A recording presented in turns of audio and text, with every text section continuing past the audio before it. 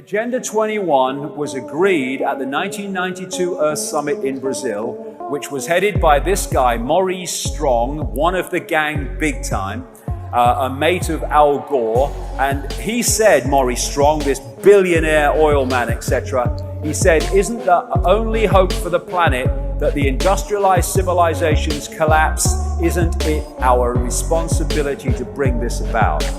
What they are trying to do and planning to do is use saving the environment, which these buggers are destroying, to justify deindustrialization and the end of democracy and democratic, which is another thing I could talk about. Anyway, this is the wish list in documents for Agenda 21 operating through the United Nations. An end to national sovereignty, all justified by saving the world, by the way. An end to national sovereignty.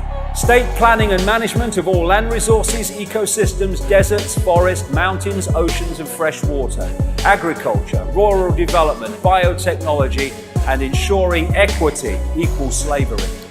The state is to define the role of business and financial resources. Abolition of private property is not sustainable, they say.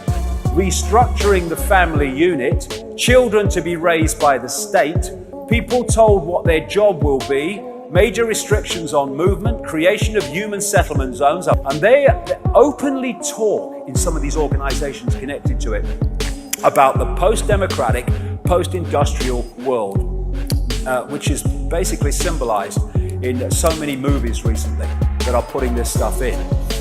And if anyone thinks that, this is an exaggeration involving reduction in population, this is a map of America under the UN Convention on Biological Diversity, the Wildlands Project, and it is America that they want to see under Agenda 21.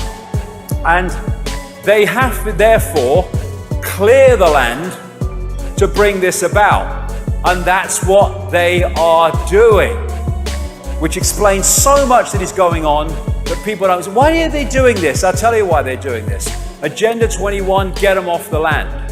There's now a White House Rural Council, which has all the government agencies, including the Department of Defense, to help rural communities. No, it is to rid rural communities of people under Agenda 21 and under eco-fascism. They want to kind of drug people and poison people, but there are other people with a mind of their own that actually can see this and are trying to avoid it with organic food and with alternative methods of healing, with alternative supplements that the food no longer gives us. And the authorities like the EU and the Food and Drug Administration in America and all these bloody crooks, they're all front agencies for the biotech and pharmaceutical cartel, and they are destroying the opposition, and they're doing something more. They're destroying any alternative to the corporate system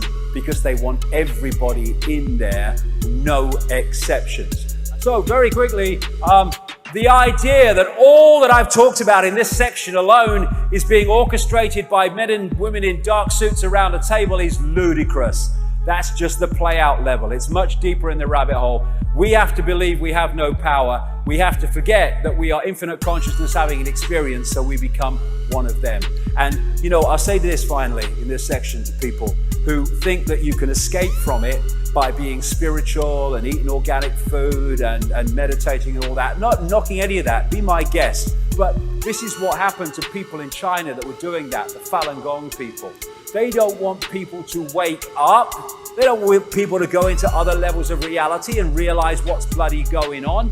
So they were being horrifically attacked, abused, and slaughtered and tortured as a result of simply wanting to be what we would call the basic New Age type of life.